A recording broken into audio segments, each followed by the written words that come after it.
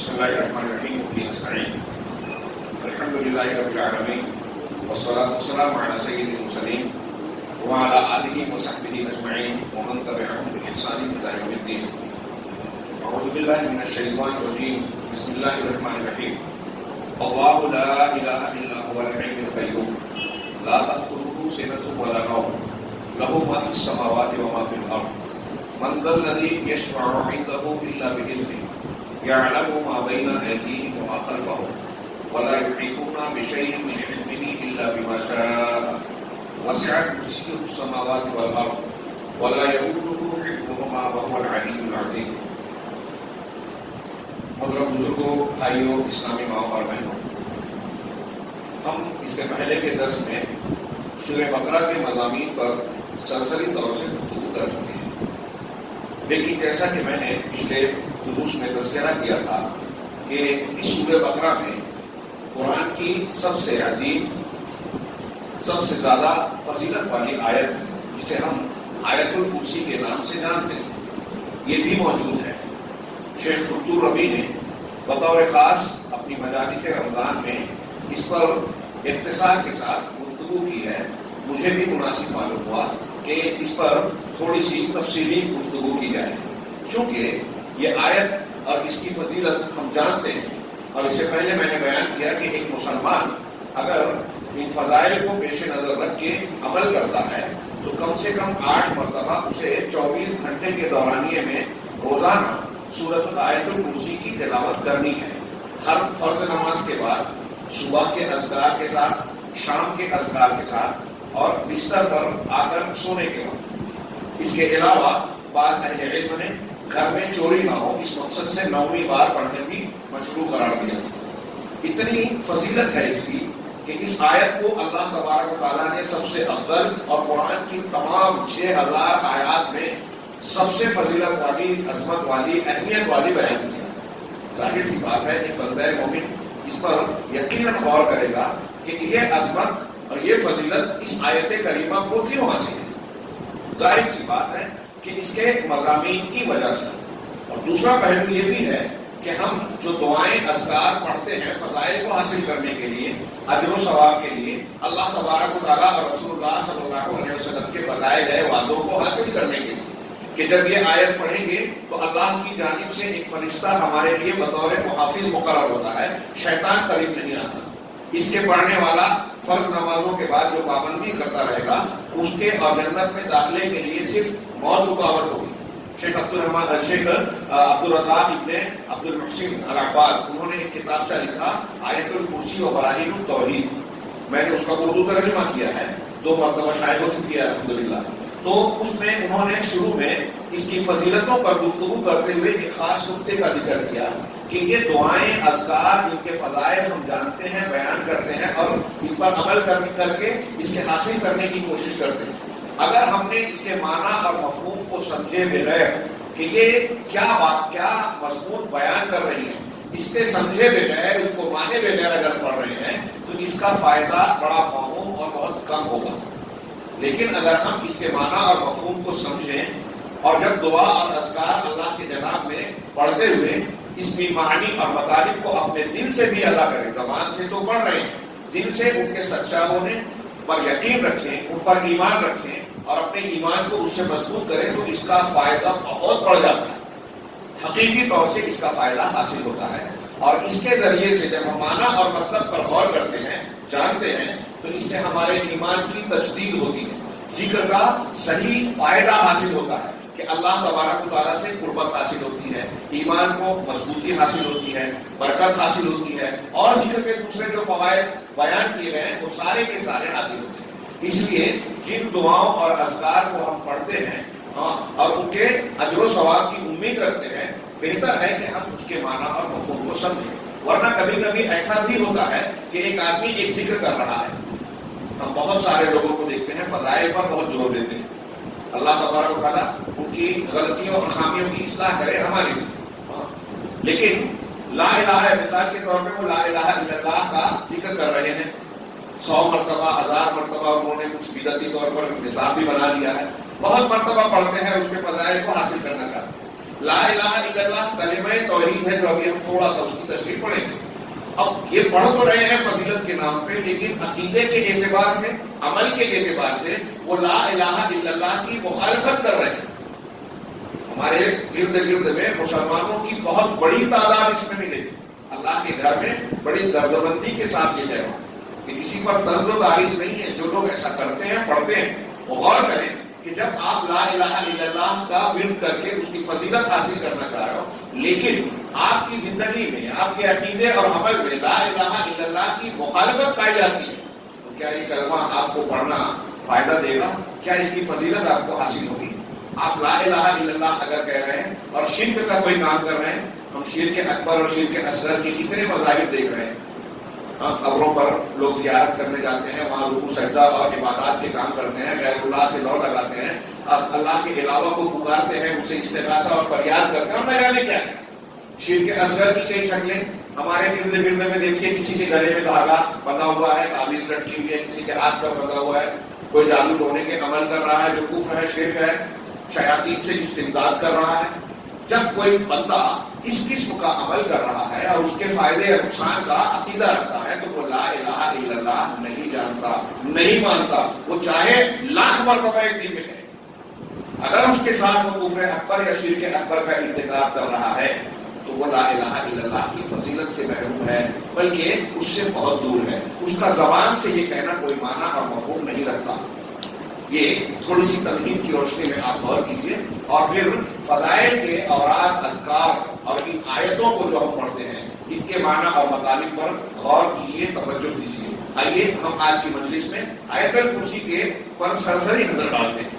ہمارے جمعیت اہل حدیث مالیگاؤں کا ایک یوٹیوب چینل ہے، پیغام قرآن کے نام سے ایک پروگرام ہم نے شروع کیا تھا 1 سال پہلے، 1.5 سال پہلے. اس میں سلسلہ وار ان آیتوں کو لیا گیا جو فضائل پر، ابھی وہ ادھورا ہے.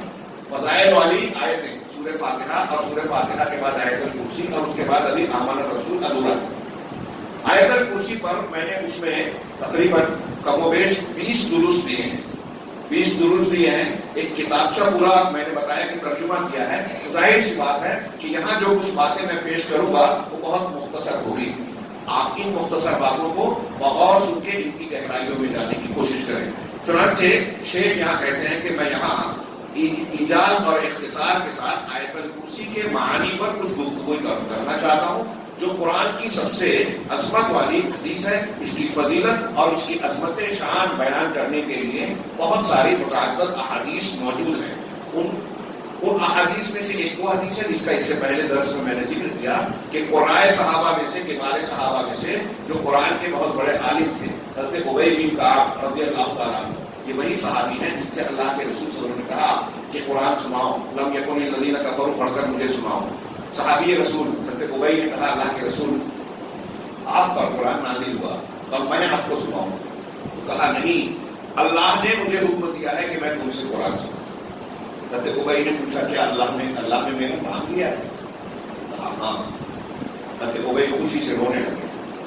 سوچئے تھوڑی دیر کے لیے کسی بندے کے لیے اس سے بڑھ کر کوئی شرف ہو سکتا ہے کہ رب العالمین اس کا نام لے کر نبی کو کہہ رہا ہے کہ اس سے قرآن سنو.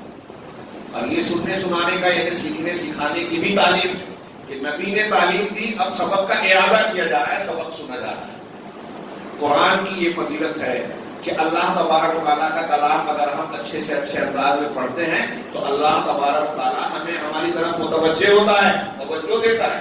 رب العالمین جس کی طرف متوجہ ہو اس بندے سے زیادہ خوش نصیب کون ہوگا. تو ان سے اللہ کے رسول صلی اللہ علیہ وسلم نے یہ لمبی حدیث ہے، قدرے میں آپ اس سے پہلے بیان کر چکا ہوں کہ اللہ کے رسول صلی اللہ علیہ وسلم نے ان کو بتایا، ان سے سوال کیا کہ سب سے عظیم آیت قرآن میں کون سی ہے جو تم جانتے ہو. تو انہوں نے دوسری مرتبہ سوال کرنے کے بعد کہا کہ آیت الکرسی. تو انہوں نے اللہ کے رسول نے کہا لیہ واللہ لیہ نکل علم یا ابو المنذر، اے ابو المنذر ان کی کنیت ہے، علم تم کو مبارک ہو. آیت الکرسی کا یہ جو اتنی آیتوں میں صحابی رسول کو بھی دیکھیے کہ کتنا شعور اور ان کا دین پر اور علم پر کتنی گہری نظر تھی کہ قرآن کی اتنی ساری آیتوں میں ان کی بھی نظر اسی آیت پر پڑی جو واقعی میں عظمت اور فضیلت والی تھی. گویا صحابی رسول بھی مضامین کی اہمیت اور گہرائیوں کو جانتے اور پہچانتے تھے، اس لیے کہ وہ قرآن کو ہماری طرح صرف الفاظ کے طور پر پڑھتے اور سنتے نہیں تھے، بلکہ ان کے معنی اور مطالب پر تدبر کرتے اور ان کی گہرائیوں میں جاتے تھے۔ آگے ہم پڑھتے ہیں، شیخ کہتے ہیں کہ یہ آیت اللہ تبارک و تعالیٰ نے اس میں توحید کا ذکر کیا، اس آیت کریمہ میں توحید کا ذکر کیا، اور پھر اس توحید میں اللہ کی الوہیت کی توحید کی تین قسمیں بیان کی جاتی ہیں: توحید الوہیت، توحید ربوبیت، توحید اسماء و صفات۔ جو اللہ تعالیٰ کی الوہیت، عبادت کا جو حق ہے، جتنی بھی عبادتیں ہوں ظاہری باطنی، سب اللہ کے لیے ہی صرف خاص کی جائے، یہ توحید الوہیت ہے۔ عبادات میں سے کوئی ایک عبادت بھی معمولی سی اللہ کے علاوہ کسی اور کے لیے کسی نے کی، وہ شرک کر رہا ہے۔ توحید الوہیت اللہ کے حقوق اور عبادات کو صرف اس کے لیے خاص کرنا۔ توحید ربوبیت اللہ تبارک و تعالیٰ جو افعال انجام دیتا ہے، دن رات کو ان کا نظام چلا رہا ہے، زندگی دیتا ہے، موت دیتا ہے، اولاد دیتا ہے، بارش برساتا ہے، روزی دیتا ہے، بیماری اور شفا عطا فرماتا ہے، کائنات کا نظام چلا رہا ہے، یہ سب اللہ کے کام ہیں۔ کل یوم ہوا فی شأن، کسی کو عزت دیتا ہے، کسی کو ذلیل کرتا ہے، کسی کو حکومت دیتا ہے، کسی کو سے حکومت کو چھینتا ہے، ہر روز اس کی ایک شان، یہ اس کے اعمال ہیں جو لامحدود ہیں، یہ اس کی ربوبیت سے تعلق رکھتے ہیں۔ رب پالنا، پوسنا، زندگی کی ضروریات فراہم کرنا، اسی سے ربوبیت بنا ہے۔ تو جو اللہ کے کام ہیں، ان کاموں میں اللہ کو وحدہ لا شریک ماننا۔ اللہ اولاد دیتا ہے، کوئی یہ مانے کہ فلاں بابا فلاں بزرگ بھی اولاد دے سکتے ہیں۔ اللہ نفع اور نقصان کا مالک ہے، کوئی یہ سمجھے کہ فلاں بھی نفع اور نقصان پہنچا سکتا ہے۔ اللہ روزی دینے والا ہے، کوئی یہ سمجھے کہ فلاں بھی روزی اور رزق دے سکتے ہیں، تو وہ شرک کر رہا ہے ربوبیت میں۔ اور توحید ربوبیت میں عام طور سے دنیا کی قوموں میں شرک کم پایا گیا، اور اگر پایا بھی گیا تو ایک بڑے رب کو ماننے والے سب ہیں۔ اسی لیے علماء نے کہا کہ دنیا میں کوئی قوم آپ کو معروف طائفہ، معروف گروہ ایسا نہیں ملے گا جو دو ایک جیسے رب کو مانتے ہیں۔ جو دو کو مانتے ہیں، جیسے مجوس میں ایک فرقہ ہے مانویہ، وہ اچھائی کا رب اور برائی کا رب کو مانتے ہیں، ایک اجالا اور ایک تاریکی، منو یسرا جس کو کہتے ہیں فارسی والے۔ تو اس میں بھی وہ جو اجالے کا، نور کا الہ مانتے ہیں، رب مانتے ہیں، اس کو بڑا مانتے ہیں، اور ظلمت اور تاریکی والے کو چھوٹا مانتے ہیں۔ عیسائیوں میں دین کے قائل ہیں، لیکن اکثر اللہ کو ہی بڑا مانتے ہیں، زیادہ تر، الا ماشاء اللہ۔ اور اسی طریقے سے ہندو دھرم میں جتنے کنکر اتنے شنکر کا عقیدہ ہے، لیکن یہاں بھی آپ اگر ویدوں کا مطالعہ کریں تو ایک سب سے بڑی قوت، پاور اور طاقت کا تصور موجود ہے۔ اس کے تین روپ مانتے ہیں، اس میں بھی سب سے بڑا ایک کو مانتے ہیں، وشنو، برہما اور کیا بولتے ہیں، شیو، تین کو وہ بڑا مانتے ہیں۔ ان تین کو کہتے ہیں کہ ایک ہے، تین روپ ہے، وغیرہ وغیرہ۔ لیکن ایک سب سے بڑی قوت کا تصور ہر مذہب میں پایا جاتا ہے، ربوبیت میں۔ بہرحال ہم آگے بڑھتے ہیں کہ توحید ربوبیت بھی اس میں بیان کی گئی ہے آیت الکرسی میں، اور اللہ کے اسماء و صفات کی توحید بھی بیان کی گئی ہے۔ شیخ عبدالرزاق نے اپنی کتاب میں لکھا کہ آیت الکرسی میں اللہ تبارک تعالیٰ کے 10 اسماء مبارکہ ہیں۔ اللہ تعالیٰ کے اسماء اور صفات، اس کی پہچان، اس کی عظمت اور اس کی معرفت حاصل کرنے کا بہت بڑا اور سب سے اہم ذریعہ ہے۔ اس کے معنی اور مطالب پر ایک ایک نام پر آپ غور کریں تو اللہ کی عظمتوں کی گہرائی ہمارے دل و دماغ میں بیٹھتی چلی جائے گی۔ تو آیت الکرسی میں 10 نام ہیں، اللہ تبارک تعالیٰ کے 20 صفات ہیں، اور 10 کمال بیان کیے گئے ہیں، عظمتوں کے اور کمال کو بیان کیا گیا ہے ایک آیت الکرسی میں۔ چنانچہ کہتے ہیں کہ توحید ربوبیت، توحید الوہیت اور توحید اسماء و صفات، اس کی عظمت اور جلال کو بیان کیا گیا ہے۔ اللہ نے فرمایا اللہ لا الہ الا ہو، شروعات ہوتی ہے اللہ، اس کے سوا کوئی معبود برحق نہیں۔ اللہ کا اسم ذات ہے، اسم خاص ہے، کسی بھی مخلوق کو ہم اللہ نہیں کہہ سکتے۔ اللہ کے کچھ نام ایسے ہیں جو دوسروں کے لیے بھی استعمال ہوتے ہیں، جیسے رحیم، قرآن میں اللہ نے اپنے رسول کو بھی رحیم کہا۔ سمیع اور بصیر اللہ نے اللہ کے ناموں میں سے ہے، لیکن بندوں کے بھی ہیں، تو ہم وہاں یہ کہتے ہیں کہ جو نام اللہ کے لیے ہے وہ اللہ، اس کا معنی اللہ کے لیے خاص ہے، اس میں بندوں کی کوئی مشابہت نہیں ہے۔ اور جو بندوں کے لیے سمیع بصیر استعمال ہو رہا ہے، رحیم استعمال ہو رہا ہے، وہ بندوں کے لیے وہ معنی خاص ہے، وہ اللہ کو ایسا نہیں ہے۔ دونوں کا معنی اختصاص ہے، لفظ ایک ہے، معنی دونوں کا الگ الگ ہے۔ یہ ہم کسی اور موقع پر تفصیلی گفتگو کریں گے۔ لیکن یہاں یہ یاد رکھنا چاہیے کہ کچھ نام ایسے ہیں رب العالمین کے جو بغیر اضافت کے کسی اللہ کے علاوہ کسی کے لیے استعمال نہیں کیے جا سکتے، جو اس کے اسم ذات ہیں، اسم خاص ہے، جیسے اللہ، جیسے الرحمن، جیسے القدوس، جیسے رب۔ ان اسما کو بغیر کسی اضافت کے مخلوق کے لیے استعمال نہیں کیا جا سکتا۔ تو اللہ نے فرمایا کہ اللہ لا الہ الا ہو، اس میں توحید الوہیت کا اثبات ہے، جس میں اللہ تبارک و تعالیٰ نے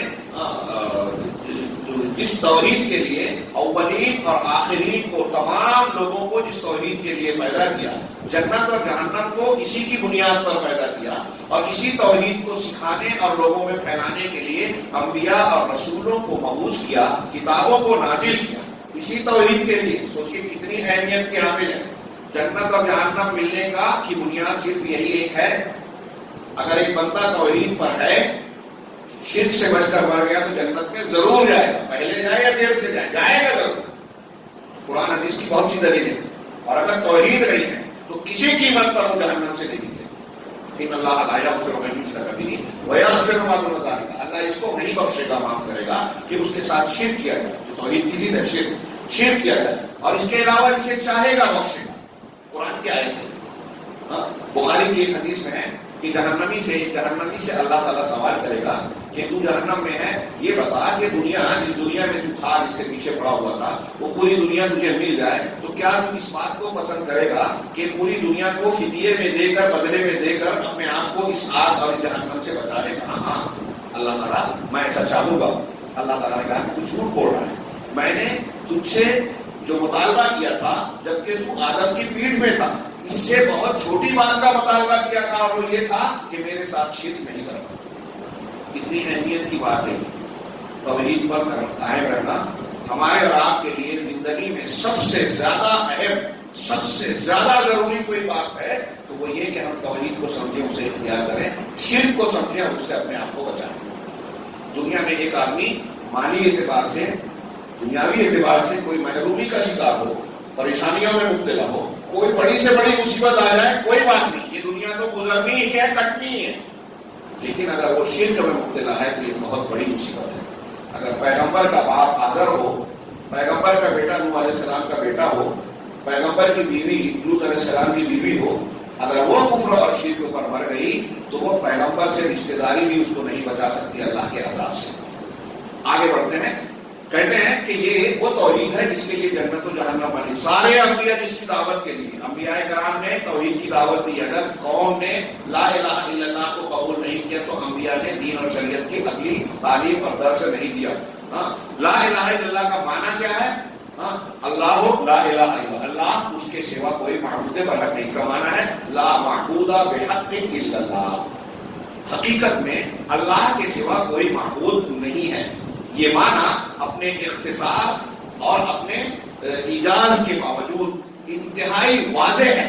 اس کے باوجود مسلمانوں میں جو اہل بدعت اور اہل ضلالت ہیں، انہوں نے اس معنی کو ضائع کر دیا، اور بہت سارے اہل باطل نے لا الہ الا اللہ کے معنی اور مفہوم کو جو ہے بدل کر لوگوں کے سامنے پیش کیا، اور ایسے لوگوں نے اس معنی اور مفہوم کو بگاڑا جن کو اہل اسلام، امت کے بڑے بڑے علماء کبار ائمہ نے منع کیا ہے کہ ان اہل باطل کی پرت کے پیچھے مت چلنا، ان کی کتابوں کو نہیں پڑھنا۔ چنانچہ ان اہل باطل نے لا الہ الا اللہ کا معنی کیا بیان کیا؟ وہ کہتے ہیں کہ لا الہ الا اللہ کا معنی یہ ہے کہ اللہ کے سوا کوئی خالق اور کوئی رازق نہیں ہے۔ ابھی میں نے آپ کو بتایا، سمجھایا کہ خالق ہونا، رازق ہونا، یہ اللہ کی ربوبیت سے تعلق رکھتا ہے، توحید ربوبیت سے۔ کفار مکہ مانتے تھے کہ کائنات کو، قرآن میں کئی جگہ، سورہ یونس میں، سورہ مومنون میں اور کئی مقامات پر اللہ نے ذکر کیا کہ ان کفار مکہ سے پوچھے کہ آسمان اور زمین کو کس نے پیدا کیا، تو کہیں گے اللہ۔ ان کے معبود جن کو وہ پوچھتے ہیں ان کے بارے میں پوچھے، انہوں نے پیدا نہیں کیا۔ ان سے پوچھے کہ کون ہے جس سے جو بچانا چاہے تو کوئی نقصان نہیں پہنچا سکتا، اور جو نقصان پہنچائے تو کوئی بچا نہیں سکتا، تو یہ کہیں گے اللہ۔ کفار مکہ بھی یہ مانتے تھے کہ کائنات کو پیدا کرنے والا، چلانے والا، نفع نقصان دینے والا اللہ ہے، اور آج بہت سارے لوگ ان سے زیادہ اپنے آپ کو مسلمان کہنے کے باوجود کفار مکہ سے آگے بڑھ کے یہ سمجھتے ہیں کہ ہم کو فلاں آدمی بھی جو ہے روزی دے سکتا ہے، اولاد دے سکتا ہے، مشکل کشائی کر سکتا ہے اور ہماری مشکلات، ہماری پریشانیوں کو دور کر سکتا ہے. تو یہ تو کفار مکہ سے آگے چلے گئے نا شرک کرنے. میں صرف نہیں کہہ رہا ہوں، اہل علم نے بیان کیا. چنانچہ یہاں ہم جانتے ہیں کہ اہل تصوف اور بہت سارے لوگ بدعتی اہل بدعت ایسے ہیں جو یہ کہتے ہیں کہ لا الہ الا اللہ کا معنی ہے کہ اللہ کے سوا کوئی خالق اور رازق نہیں ہے. ہمارے یہاں جو سید قطب صاحب، مولانا ابوالعلا مودودی صاحب کی جو تشریحات ہیں، انہوں نے توحید پر زور دیا کہ قانون صرف اللہ کا چلنا چاہیے. بالکل صحیح ہے، لیکن انہوں نے توحید کی، لا الہ الا اللہ کی تشریح جو ہے بہت محدود کر دی، اس کو قانون اور حکومت میں محدود کر دیا. چنانچہ ان کی توحید حاکمیت کے معنی میں محصور ہے، لا حاکم الا اللہ، اور وہ توحید کا، لا الہ الا اللہ کا یہی معنی بتاتا ہے. مولانا ابوالعلا مودودی صاحب کی کتاب ہے قرآن کی چار بنیادی اصطلاحیں. یہی ان کا منہج ہی بگڑ گیا. تمام سلف امت کے مقابلے میں انہوں نے الہ کی اور چار اصطلاحوں کی تشریح جو کی ہے وہ بالکل تمام امت کی تشریحات سے الگ ہے. وہ الہ بمعنی ریاست اور اقتدار اعلیٰ کہتے ہیں. دین کو ریاست کہتے ہیں، دین کا معنی ریاست، اور الہ کا معنی کہتے ہیں اقتدار اعلیٰ. اب اگر لا الہ الا اللہ کا وہی معنی ہے جو یہ لوگ تشریح کر رہے ہیں، تو اس کا مطلب بہت سارے انبیاء کرام علیہ الصلوۃ والسلام اس معنی کی تقاضے کی تکمیل نہیں کر سکے، حکومت قائم نہیں کر سکے. حکومت قائم کر کے صرف اللہ کا قانون نافذ کیا جائے، یہ توحید کا صحیح اور وسیع معنی نہیں ہے. چنانچہ یہ لوگ اس توحید کو جو انبیاء کرام لے کر آئے اور ان پر مشرکین سے جھگڑا کیا، اس کا معنی بگاڑ کر ان لوگوں نے یہ کہا کہ لا خالق ولا رازق الا اللہ. اس میں کوئی شک نہیں کہ اللہ تعالیٰ کے علاوہ کوئی خالق نہیں ہے، کوئی روزی دینے والا نہیں ہے، لیکن یہ لا الہ الا اللہ کا معنی نہیں ہے. اچھی طریقے سے دماغ میں رکھیے. لا الہ الا اللہ کا معنی ہے کہ معبود عبادت کے لائق صرف اللہ ہے. یعنی اس کے معنی میں یہ تو مفہوم ہوتا ہے کہ کائنات میں اللہ کے علاوہ جن لوگوں کے ساتھ بندگی کا معاملہ کیا جاتا ہے، وہ درخت، پیڑ پودے ہوں، اشجار احجار ہوں، جن ہوں، انسان ہوں، ملائکہ ہوں، اولیاء اور صالحین ہوں، یہاں تک کہ انبیاء کرام ہی کیوں نہ ہوں، ان میں سے کوئی عبادت کے لائق نہیں ہے. عبادت کے لائق صرف اور صرف اللہ تبارک و تعالیٰ ہے جو واحد قہار ہے. ساری کائنات پر اسی کا زور چلتا ہے، اسی کا تسلط ہے. چنانچہ جتنی بھی عبادات ہیں، نماز ہے، زکوٰۃ ہے، روزہ ہے، حج ہے، یہ دعا ہے، توکل ہے، خوف ہے، رغبت ہے، ظاہری اعمال ہو یا باطنی اعمال. ہم نماز پڑھتے ہیں جسم اور اعضاء کے ساتھ، اور اس میں جو خوشبو ہوتا ہے وہ دل میں اندر ہوتا ہے. اور حج کرتے ہیں جسم اور اعضاء کے ساتھ، مال کے ساتھ، لیکن جو اللہ تبارک و تعالیٰ کے لیے اخلاص ہوتا ہے، جذبہ بندگی ہوتا ہے، وہ اندر ہوتا ہے. اور تو اس میں توکل ہے، اللہ سے امید ہے، خوف اور ڈر ہے. یہ ساری چیزیں باطنی ہیں. تو یہ باطنی عبادات ہیں. تو ظاہری عبادات ہوں یا باطنی عبادات ہوں، عبادت کی تعریف کچھ لوگ شرک جو کرتے ہیں مسلمان کہلانے والے، وہ اس لیے بھی شرک کرنے کی کئی وجوہات ہیں. اس میں سے ایک وجہ یہ ہے کہ وہ عبادت کا معنی نہیں سمجھتے. آپ کسی قبر پر سجدہ کرنے والے سے، رکوع سجدہ کرنے والے سے، قربانی اور نذر و نیاز کرنے والے سے جب کہیں گے کہ بھائی آپ شرک کر رہے ہو، توبہ کرو، پہلے ہم کہاں شرک کر رہے ہیں؟ وہ یہ مانے گا ہی نہیں کہ ہم شرک کرتے ہیں. وہ قبر کے یا بزرگوں کے، مردوں کے یا انسانوں کے نام پر جو نذر و نیاز کر رہا ہے، اس کو عبادت مانتا ہی نہیں. عبادت کی تشریح کئی چیزوں میں جامع تعریف کی ہے علماء نے کہ ہر وہ قول اور عمل جو ظاہری ہو یا باطنی، ظاہری ہو یا باطنی، قول ہو یا عمل، اللہ تعالیٰ جس کو چاہتا ہے اور جس کو پسند کرتا ہے وہ عبادت ہے. اب اللہ نے کہا ما انفقتم من نفقۃ او نذرتم من نذر یعلمہ اللہ.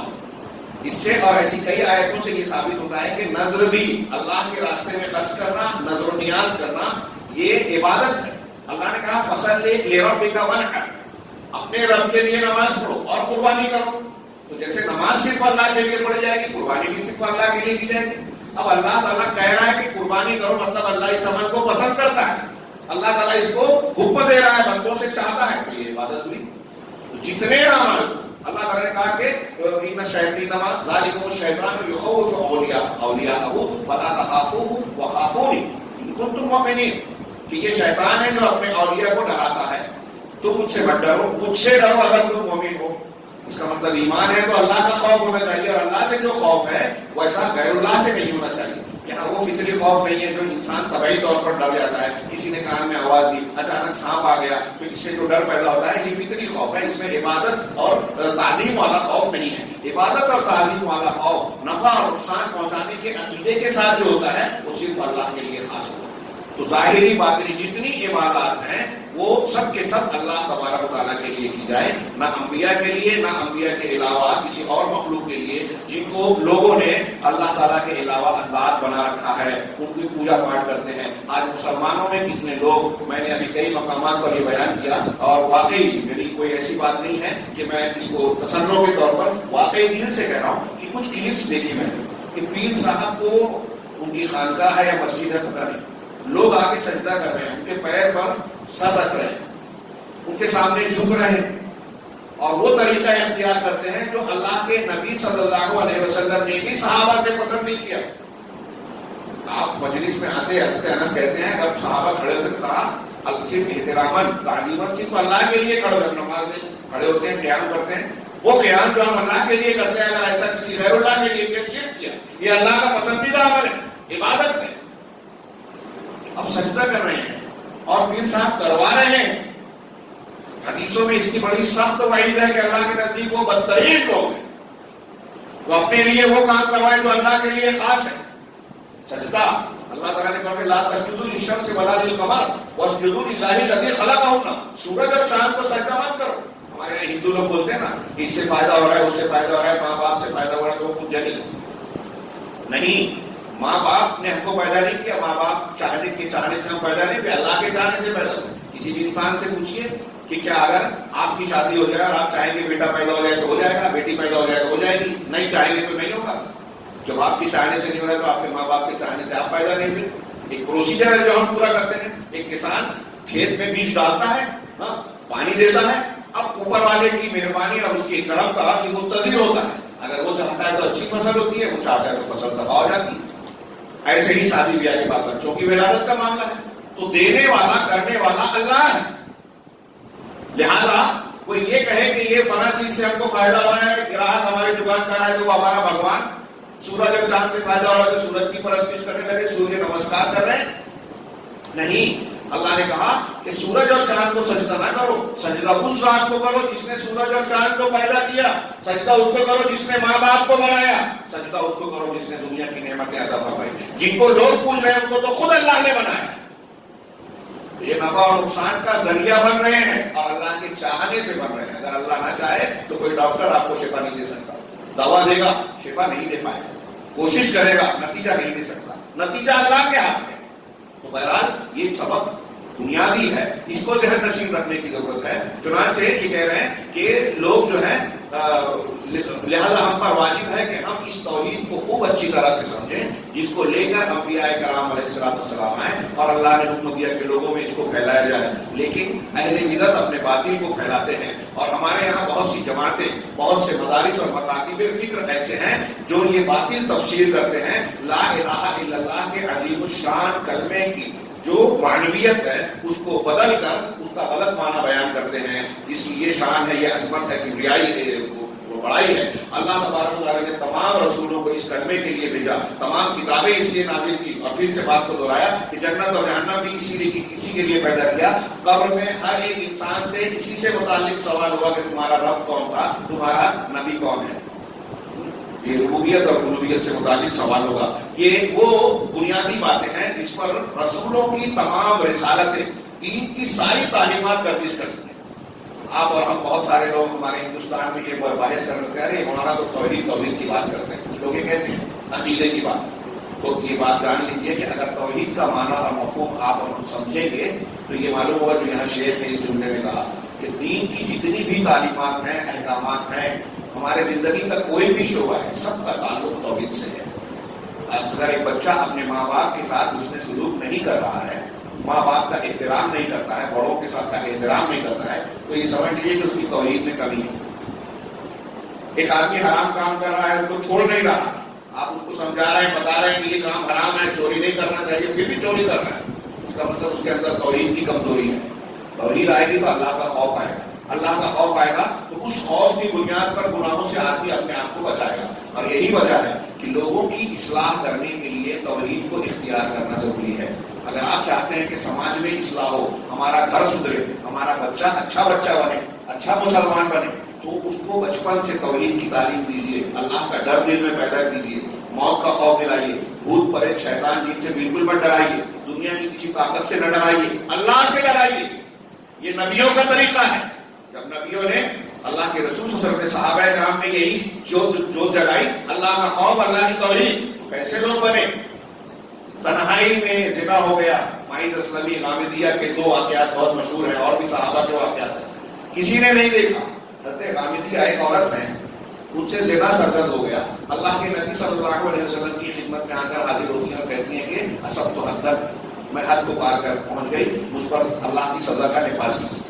تھوڑی دیر کے لیے تصور کیجیے، مائیں بہنیں اگر سن رہی ہیں تو وہ بھی سوچیں، اگر ہم سے تنہائی میں کوئی گناہ ہو گیا ہے تو کیا ہم لوگوں کے سامنے یا عدالت میں جا کے پیش ہو کے خود کہیں گے کہ میں نے یہ گناہ کیا ہے، مجھ کو سزا دیجیے؟ تو کیا ہم عقل مند ہیں؟ وہ بے وقوف تھے، ان کے سینے میں دل نہیں تھا، ان کے ارمان اور خواہشات نہیں تھی. اللہ کے رسول نے کہا تمہارے پیٹ میں بچہ ہے، ابھی جاؤ. چلی گئی. کتنا موقع ملا، خود آ کر اعتراف کیا تھا. اگر خود آ کر یہ کہہ دیتی کہ نہیں میں نے غلط کہا تھا، ان کے دل میں یہ خیال آتا نا کہ بچے کے لیے جی جاؤں، اور بچہ پیدا ہوگا تو پھر اس کو کون دیکھے گا. ماں تھی نا، ماں کو اپنے بچے سے کتنی محبت اور لگاؤ ہوتا ہے، سوچ سکتے ہیں. یہ کہہ سکتی تھی، پھر بھی نہیں کہا. بچہ پیدا ہوا، پھر بچے کو لے کے آ گئی. اب میرا بچہ پیدا ہو گیا، اللہ کے رسول پر سزا نافذ کی تھی. ابھی بچے کی غذا تمہارے سینے سے جڑی ہے، اس کو غذا دو. جب وہ اناج کھانے لگے تب آئے. کئی مہینوں کے بعد پھر آتی ہے، کہتی ہے کہ دیکھو بچے کے ہاتھ میں روٹی کھا رہا ہے. اللہ کے رسول ہم مجھ کو سزا دیجیے. کیسی توبہ تھی، کیوں تھا یہ؟ اللہ کے رسول نے ایک صحابی کے حوالے کیا وہ بچے کو اور کہا کہ ان کو ان پر سزا کا نفاذ. تھوڑی دیر کے لیے تصور کیجیے یہ کردار کہاں سے آیا کہ اسی توحید سے. ہم سوچتے ہیں کہ توحید کا کیا اثر ہے، یہ اثر ہے. اگر توحید مضبوط ہوگی دل میں، اللہ کا خوف، امید اور یقین ہوگا کہ ہمیں دوبارہ زندہ ہو کے اللہ کے سامنے پیش ہو رہا ہے، تو ایسے گناہوں سے یہی چیز روکے گی. دنیا کا کوئی قانون گناہوں کو روکا. پوری دنیا کا مسئلہ ہے کہ جرائم بڑھ رہے ہیں، ان کی شرح بڑھ رہی ہے، نئے نئے قوانین بنتے ہیں. ایک مارکیٹ میں، اسٹاک ایکسچینج میں فلاں جگہ گھپلا ہوتا ہے، غبن ہوتا ہے، پولیس والے پکڑتے ہیں، نفاذ ہوتا ہے. پھر اس کے بعد نیا قانون بنتا ہے کہ یہاں سے چوری ہوتی ہے، یہاں سے غبن ہوتا ہے، گھپلا ہوتا ہے، اس کو روکا جائے. لیکن اس کے بعد جو جرائم کرنے والے ہیں وہ نئے راستے ڈھونڈ لیتے ہیں، نئے راستوں سے چوری کرتے ہیں، گھپلا کرتے ہیں. ان کو قانون نہیں روک پاتا. اور قانون انسان کی اصلاح کرنے میں ناکام ہوتا ہے. جب تک دل کے اندر اللہ کا ڈر اور اس ڈر کی بنیاد پر اس بات کا خوف نہ پیدا ہو کہ میں گناہ کروں گا تو مجھے جواب دینا پڑے گا، اس وقت تک اصلاح نہیں ہو سکتی. لہذا اچھا انسان بنانے کے لیے، اصلاح معاشرہ کے لیے، تربیت کے لیے انبیاء کا یہ طریقہ اختیار کرنا چاہیے کہ اللہ تبارک و تعالیٰ نے ان کو معبود برحق سمجھا جائے اور اس کو اس کے اسماء و صفات، اس کی عظمتوں کے ساتھ ہمارے ذہن میں تازہ کیا جائے. اب اللہ تبارک و تعالیٰ نے آگے ارشاد فرمایا کہ اللہ لا الہ الا ہو، اللہ اس کے سوا کوئی معبود برحق نہیں ہے. الحی القیوم، اللہ کا تعارف بھی ہے اور اللہ کے سوا کوئی معبود برحق نہیں ہے. اس کی دلیل بھی ہے. کیوں اللہ کے سوا کوئی معبود برحق نہیں ہے، پوجنے کے لائق کوئی اور کیوں نہیں ہے؟ اس لیے کہ صرف اللہ ہی ہے جو الحی ہے، القیوم ہے. الحی کا مطلب ہم ترجمہ کرتے ہیں زندہ. ہم بھی زندہ ہیں، اللہ بھی زندہ ہے. دونوں کی زندگی ایک جیسی ہے کیا؟ ابھی میں نے چھیڑا تھا نا کہ کچھ اسماء مخلوق کے لیے بھی بولے جاتے ہیں. ایک پنڈت نے مولانا ثناء اللہ ابصری رحمہ اللہ سے پوچھا کہ مولانا آپ کہتے ہیں کہ شرک نہیں کرنا چاہیے، آپ کا قرآن تو خود شرک سکھاتا ہے. کہا کیسے؟ کہا دیکھو قرآن کہتا ہے کہ اللہ سمیع اور بصیر ہے، سننے والا دیکھنے والا. اور قرآن ہی کہتا ہے اِنَّا خَلَقْنَا الْإِنسَانَ مِن نُطْفَةٍ أَمْشَاجٍ نَبْتَلِيهِ فَجَعَلْنَاهُ سَمِيعًا بَصِيرًا. انسان کو ہم نے سمیع بصیرہ بنایا، دیکھنے والا، سننے والا. تو قرآن کہہ رہا ہے کہ اللہ بھی سمیع بصیر، قرآن کہہ رہا ہے کہ انسان بھی سمیع بصیر. یہ شرک ہو گیا. مولانا ثناء اللہ ابصری نے ان کو سمجھانے کے لیے پہلے الزامی جواب دیا کہ پنڈت جی آپ نے ٹرین دیکھی ہے؟ کہا کیا ٹرین میں انجن ہوتا ہے، ڈبے ہوتے ہیں؟ ہاں. دونوں چلتے ہیں؟ جی ہاں. تو یہ بتائیے کہ کیا انجن کا چلنا اور ڈبوں کا چلنا دونوں کا ایک جیسا ہے؟ نہیں. کیا فرق ہے؟ کہا انجن اپنی قوت سے، پاور سے چل رہا ہے، اس کے اندر اپنی شکتی ہے، پاور. اور ڈبے اس کی وجہ سے چل رہے ہیں. اگر دونوں کو الگ کر دیا جائے تو انجن تو چلے گا, ڈبے رک جائیں گے. تو مولانا صلی اللہ علیہ وسلم نے کہا کہ بندوں کا دیکھنا سننا, اللہ کا دیکھنا سننا, دونوں لفظ سے تو آپ سمجھ رہے ہیں, لیکن دونوں میں ایک فرق یہ ہے کہ اللہ کا دیکھنا سننا, اللہ کی صفات اس کی ذاتی ہے, خود کی ہے, اور بندوں کی صفات اللہ کی دی ہوئی ہے, خود کی نہیں ہے. ہم زندہ ہیں اللہ کے زندہ رکھنے سے, ہم دیکھ رہے ہیں اللہ کے دکھانے سے, ہم سن رہے ہیں اللہ کے سنانے سے. ایک فرق تو یہ ہے جو القیوم سے یہاں الگ ہو رہا ہے نام. اور دوسرا فرق کہ بندوں کی صفات جو ہے وہ اللہ کی صفات سے انتہائی انتہائی انتہائی ناقص ہے, اس میں کوئی مقابلہ نہیں. ابھی ہم دیکھ رہے ہیں ہوا میں ذرات یہاں ہیں, سائنس کہتا ہے خوردبین لا کے دیکھیں گے تو دکھائی دے گا, لیکن ہماری آنکھ سے نہیں دکھ رہا. اس دیوار کے پیچھے نظر نہیں آتا, میں ادھر دیکھ رہا ہوں تو ادھر نہیں دیکھ سکتا, ادھر دیکھ رہا ہوں تو ادھر نہیں دیکھ سکتا, میرے پیچھے کیا ہے میں نہیں دیکھ سکتا, ایک خاص فاصلے تک میں اس کے بعد نہیں دیکھ سکتا, بلکہ دور کی کوئی چیز دیکھتا ہوں تو کبھی کبھی یہ ہوتا ہے کہ وہ حقیقت میں کچھ ہے, دکھائی کچھ اور دے رہا ہے. ایک جانور کو دیکھتا ہوں کہ وہ آ رہا ہے لیکن حقیقت میں وہ جا رہی ہے, بعد میں پتہ چلتا ہے. چمک نظر آ رہا ہے, یہ انسان کو لگتا ہے کہ پانی ہے, لیکن جب قریب جاتا ہے تو پتہ چلتا ہے کہ سورج کی روشنی کی چمک ہے جس کو سراب کہتے ہیں. تو ہمارا دیکھنا کتنا ناقص ہے. اللہ تعالیٰ دیکھ رہا ہے, کیسے دیکھ رہا ہے, کائنات کی ہر چیز کو دیکھ رہا ہے, ہمارے ظاہر کو بھی دیکھ رہا ہے, ہمارے اندر بھی دیکھ رہا ہے, ہمارے دل کی دھڑکنوں کو بھی دیکھ رہا ہے. چٹان کے اندر, سمندر کے اندر, مچھلی کے پیٹ میں, مگرمچھ ہو, کوئی جانور ہو, اس کے پیٹ میں ایک چھوٹے سے چھوٹا ذرہ ہو, ہوا میں کتنا دکھائی دینے والے ذرات ہو, ساری چیزیں کائنات کی جو ہم سوچ بھی نہیں سکتے, سب کو دیکھ رہا ہے اور ایک ہی وقت میں دیکھ رہا ہے. اور ایسا نہیں کہ کچھ کو دیکھ رہا ہے تو کچھ چیزیں اس کی نگاہ سے باہر ہو گئی, ہر چیز کو ہر وقت دیکھ رہا ہے, اور دیکھنے کے ساتھ ہر چیز کو سمجھ رہا ہے. ہم سب یہاں جتنے بیٹھے ہیں سب اللہ سے دعا کریں, اللہ تبارک و تعالیٰ سب کی سنتا ہے, سب کی سننے کے ساتھ یہ بھی جانتا ہے کہ کون خلوص سے دعا کر رہا ہے, کون بس اوپر اوپر سے دعا کر رہا ہے, کس کے اندر کیا جذبہ ہے اس کو بھی جانتا ہے. حضرت عبداللہ بن مسعود نے کہا کہ دنیا سے یہ آسمان 5000 سال کے فاصلے پر ہے, 500 سال کے فاصلے پر, 500 سال کے. کون سا 500, کتنی رفتار سے, اس کو وضاحت نہیں.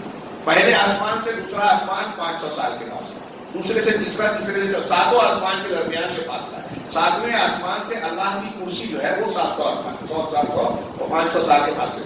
کرسی سے عرش اتنے ہی فاصلے پہ ہے. اللہ عرش پر مستوی ہے اور زمین پر چلنے والی چونٹی کی چال کی آواز سنتا ہے. کیسا سننے والا ہے. اور کائنات کی کوئی بھی آواز ہو, کوئی بھی, ہم سن سکے یا نہ سن سکے, چونٹی چلتی ہے تو ہم کو آواز آتی ہے, چونٹیاں آپس میں بات کرتی ہے تو کبھی آپ نے سمجھا ہے. اللہ تعالیٰ نے ابھی کل فجر کی نماز میں ہمارے حافظ صاحب نے سورہ نمل کی آیتیں پڑھی. اس حالت النمل کو یا ایھا النمل ادخلوا مساکنکم لا یحطمنکم سلیمان وجنودہ وهم لا یشعرون فتبسم ضاحکا من قولها. فجر کی نماز میں آخر پڑھی گئی آیت کہ چونٹی نے اپنی چونٹی ساتھیوں سے کہا کہ اپنے گھروں میں بلوں میں داخل ہو جاؤ, ایسا نہ ہو کہ سلیمان اور اس کا لشکر تم کو کچل دے, رون دے اور ان کو احساس بھی نہ ہو. حضرت سلیمان علیہ السلام نے, قرآن نے کہا فتبسم ضاحکا, ہنستے ہوئے وہ مسکرا پڑے. کیسے, کیوں, من قولها, اس چونٹی کی آواز کی بات کی وجہ سے. یعنی حضرت سلیمان نے اس چونٹی کی بات کو سنا. اسی میں پہلے آیت ہے کہ لوگوں, حضرت سلیمان نے ذکر کیا کہ علمنا منطق الطیر, ہم کو پرندوں کی آواز, جانوروں کی بولیاں سکھائی گئی ہیں, سکھائی گئی ہے. تو یہ اللہ تعالیٰ نے چاہا تو ہم کو نمونہ دکھایا. ایک بندے کو اللہ نے چونٹیوں اور جانوروں کی بولیاں سکھا دی, ہم نہیں سنتے. اب جب اللہ نے حضرت سلیمان کو سکھایا تو خود اللہ تبارک و تعالیٰ, کتنی آواز, کائنات کی کوئی آواز نہیں ہے جو وہ نہ سنتا ہو, تو وہ السمیع اور بصیر ہے. تو اللہ تبارک و تعالیٰ کے سوا کوئی معبود برحق نہیں ہے, اس لیے کہ وہ الحی ہے.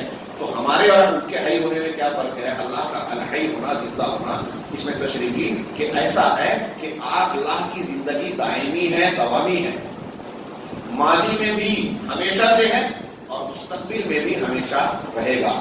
اس کی کوئی ابتدا اور آغاز نہیں ہے, کوئی اسٹارٹنگ نہیں ہے جو ہم سمجھ سکے ہمارا دماغ, اور نہ ہی کوئی اختتام ہے.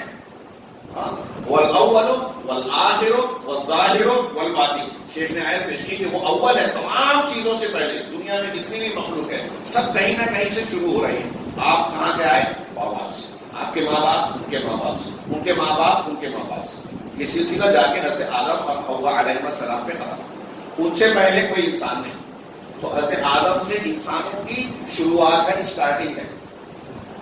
ہر مخلوق کہیں نہ کہیں سے شروع ہوئی ہے. اللہ تعالیٰ کہاں سے شروع ہوا؟ نعوذ باللہ کہیں سے شروع ہوئی. اگر اللہ کہیں سے شروع ہوا تو ہمارے لیے اللہ تعالیٰ قابل عبادت نہیں ہوتا، کیونکہ وہاں یہ سوال اٹھتا کہ جہاں سے اللہ شروع ہوا خود سے تو نہیں ہوگا، کسی اور نے پیدا کیا ہوگا تب شروع ہوا نا. جس کی شروعات ہے وہ مخلوق ہے، وہ مخلوق ہے. سمپل لاجک دماغ میں رکھیے. توحید کی دلیل ہے، اللہ کی عظمتوں کی بیائی جاننے کا طریقہ ہے. ایک جین ساتھی نے ہمارے مسلمان بھائی سے پوچھا کہ تم اللہ کو پوچھتے تو اللہ تعالیٰ کو کس نے پیدا کیا؟ اس نے مجھ سے پوچھا کہ کیا جواب دینا چاہیے. تو میں نے کہا کہ اگر اللہ تبارک و تعالیٰ بھی مخلوق ہوتا، اگر سمجھانے کے لیے اگر مخلوق ہوتا تو ہم اس کو بھی منجنی نہیں مانتے. جو مخلوق ہے وہ عبادت کے لائق نہیں ہے.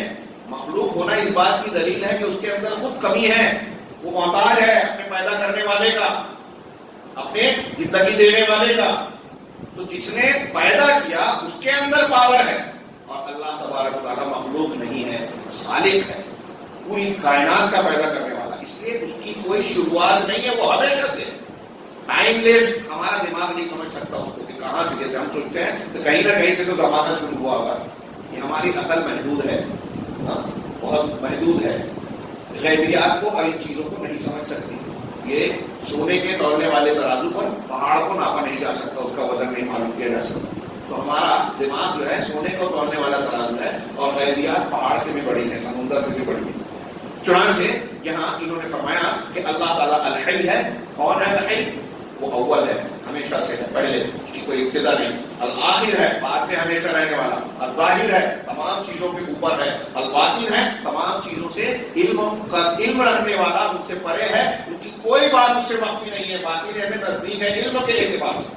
چنانچہ کہا اور حی جو ہے اللہ تبارک و تعالیٰ کا نام، وہ زندہ ہے. اس کی زندگی کامل زندگی ہے، اس کی زندگی میں ایک پال برابر بھی کمی نہیں ہے. ہماری زندگی کامل ہے کیا؟ ہم پیدا ہوئے پہلے نہیں تھے، اب ہیں. اب ہیں. زندگی کس کو بولتے ہیں؟ جب زندگی کے آثار. ایک آدمی اگر بستر پر پڑ جائے، کھاٹ پر اور چارپائی پہ پڑا رہے، سانسیں چل رہی ہوں لیکن ہل نہ پائے، تو ہم کہتے ہیں کہ وہ زندہ لاش ہو گیا.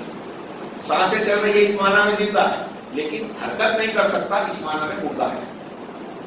زندگی دوڑ دھوپ سے تعلق رکھتی ہے. جب ہمارے اندر وہ صفات جو زندگی کے لیے ضروری ہے وہ ہوں گے تو وہ مکمل. جیسے ہم سن رہے ہیں، دیکھ رہے ہیں، بول رہا ہوں، آپ سن رہے ہیں، چل پھر سکتے ہو، تو یہ زندگی سے متعلق صفات ہے. اب ہمارا دیکھنا، سننا، چلنا، پھرنا یہ کتنا کامل ہے. ایک مثال کے طور پہ میں 50 کلو کا وزن اٹھا سکتا ہوں. آپ کہیں گے بھائی کتنا وزن، آپ کے اندر کتنی طاقت ہے وزن اٹھانے کی؟ کہا 50 کلو. ایک مثال دے رہا ہوں، کوئی 100 کلو کو لے کر 100 کلو. اب 100 کلو یا 50 کلو میں نے اٹھا دیا. اٹھانے کے بعد کتنی دیر تک میں اٹھائے رکھ سکتا ہوں؟ 5 منٹ، 10 منٹ، 15 منٹ. اس کے بعد چلیے آدھا گھنٹہ، 1 گھنٹہ پکڑ لیجیے. اس کے بعد اب کہیں گے اب نہیں اٹھایا جاتا. مطلب 1 گھنٹہ پہلے 100 کلو اٹھانے کی جو طاقت تھی وہ 1 گھنٹہ بعد دی گئی. اب تھکن آ گئی. یہ ہماری طاقت ہے جو ایک محدود شکل میں ہے. اس آیت الکرسی کے آخر میں آئے گا کہ آسمان اور زمین کو چلا رہا ہے، سنبھال رہا ہے رب العالمین. لا یؤودہ حفظہما. ان چیزوں کی حفاظت، آسمان اور زمین کی حفاظت، ان کا نظام چلانا، تھامنا، سنبھالنا اللہ کو تھکاتا نہیں ہے. ہم تھک جاتے ہیں، مطلب ہماری پاور طاقت کتنی ادھوری ہے، کتنی. تو ہماری زندگی کی یہ حقیقت ہے کہ اس میں کمیاں ہیں. دیکھنا محدود، سننا محدود، انتہائی محدود. اور اللہ رب العالمین زندگی کے جتنے تقاضے ہیں سب کامل درجے میں ہیں. اللہ ہر چیز کو دیکھنے والا ہے. اللہ ہر چیز، ہر آواز کو سننے والا ہے. اللہ ہر چیز کی قدرت رکھتا ہے. اللہ تبارک و تعالیٰ کے ارادے سے کائنات کا سارا نظام چلتا ہے. اس کا کن کہنے سے ساری چیزیں واقع ہو جاتی ہیں. وہ تھکتا نہیں ہے. اس کی قدرت میں کوئی کمی نہیں آتی. اس کے دیکھنے سننے میں یا کسی بھی صلاحیت میں کوئی کمی نہیں آتی. اگر کمی آ جائے تو اس کی زندگی میں کمی آ جائے. اگر کوئی کائنات کا ایک بال کے بھی 100واں لاکھواں حصہ اگر اللہ تعالیٰ کی نگاہ سے نکل جائے، علم سے باہر ہو جائے، تو یہ کہیں گے کہ اس میں کمی آ گئی. اور اللہ تعالیٰ کے اندر کوئی کمی نہیں ہے.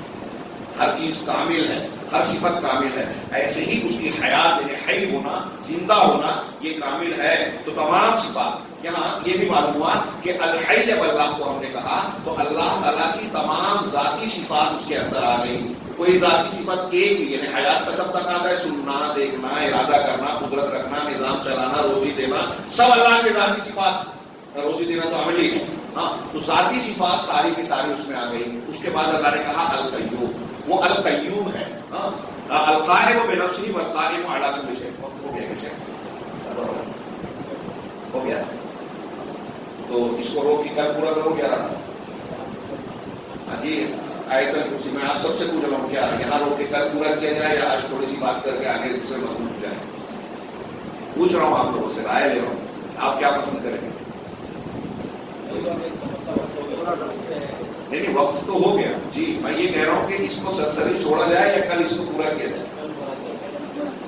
القیوم کا دو جملہ کہ القیوم وہ القائم بنفسہ, قیوم کا معنی ہے وہ ذات جو بذات خود قائم ہے, والمقیم والقائم علی کل شیء, یا بعض لوگ کہتے ہیں والمقیم لغیرہ, کہ ہر چیز کو قائم رکھنے والا دوسروں بات کو, یعنی وہ خود سے قائم ہے. جیسے ابھی میں نے ٹرین کے انجن اور ریل ڈبے کی مثال دی سمجھانے کے لیے, مولانا ثناء اللہ کے حوالے سے وہ سب دماغ میں رکھیے. بذات خود قائم ہے, ہم خود سے قائم ہیں کیا؟ نہیں. اگر اللہ نہ چاہے تو ایک سانس ہم نہیں لے سکتے. تو اللہ بذات خود قائم ہے اور پوری کائنات کو چلا رہا ہے قائم رکھے ہوئے. تو کائنات میں جو بھی واقعہ, حادثہ اور چیز ہو رہی ہے وہ اللہ کے کرنے سے ہو رہی ہے, اللہ تبارک و تعالیٰ کے چلانے سے چل رہی ہے, اس کے سنبھالنے سے سنبھل رہی ہے.